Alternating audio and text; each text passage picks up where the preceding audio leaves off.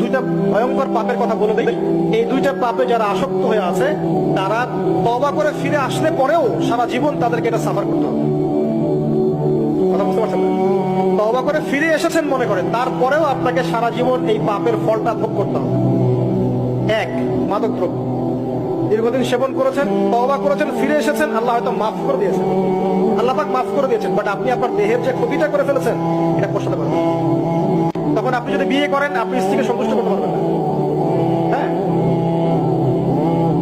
দুই নাম্বার হচ্ছে এই যে গোপনে যুবকরা যে পাপটা করে, মাস্টারবেশন, যেটাকে আমরা বলি হস্তমৈথুন, এই পাপ যেসব যুবকরা করছে বা করে, এবং অ্যাভেলেবেল এই পাপটা সবাই করে, কারণ এখন পর্নের যুগ, পর্ন দেখলে তার কোনো উপায় নাই, তখন তো এই পথেই যেতে হচ্ছে, নিজের উপরে নিজেকে জুলুম করতে হচ্ছে। যারা হস্তমৈথুন অভ্যস্ত হয়ে গেছে এরা যদি তওবা করে ফিরেও আসে, শরীরের যে ক্ষতিটা হয়েছে এটা পূরণ হবে না।